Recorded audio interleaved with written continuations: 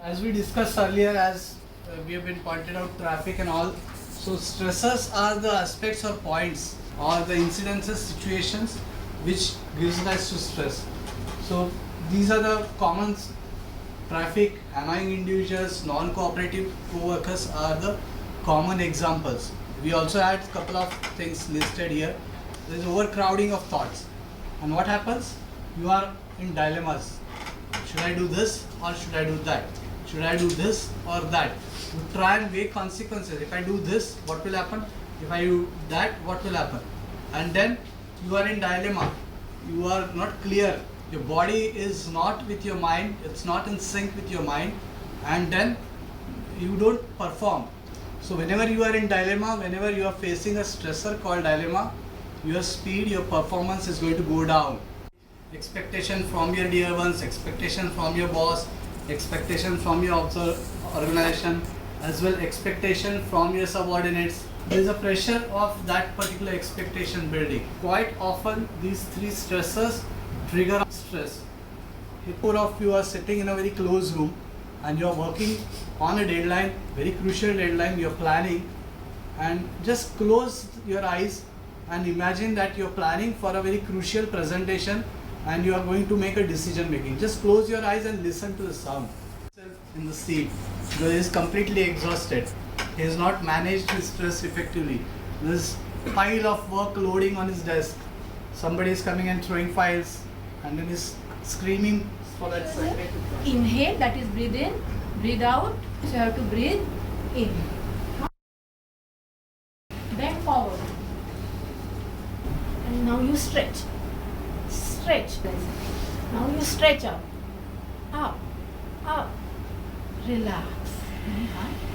Pranayam. Breathing is what? Pranayam. Pran is what? Any energy that is driving you. Look at the situation. There is experience which the management has from what performance they have seen in the past. And depending on that experience, maybe I think that's an ideal thing to set goals, set targets a little bit higher of what you have achieved in the past. When the goals are set and when the individuals are there who are working on the targets, you can just take an example of maybe a kind of cart driven by 4 horses which has to reach a topmost point. 4 horses who are trying and they're putting their horsepower to take this cart at a particular level.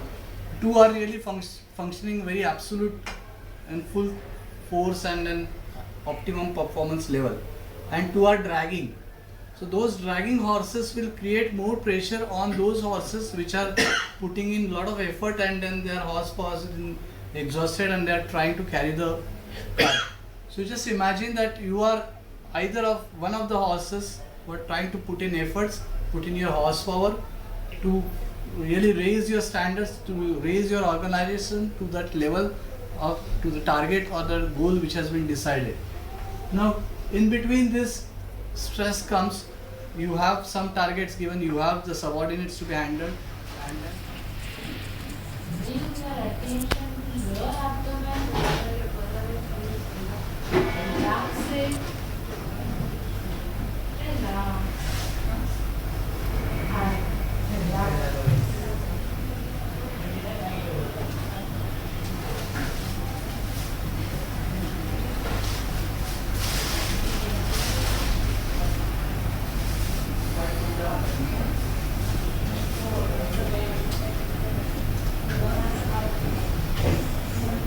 Bring your attention to comparables. Relax it. Relax. And relax.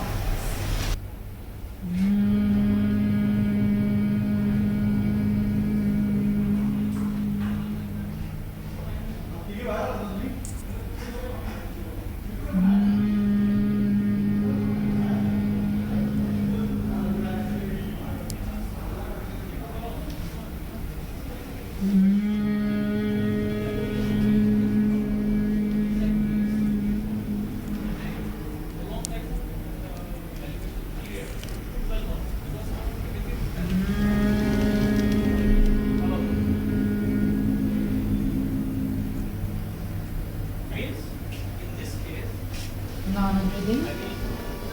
Today we are going to travel. It's a different journey. We are traveling within Your work. So whenever you like and love your work, you don't really feel that you're working. You are in a state of that ecstasy.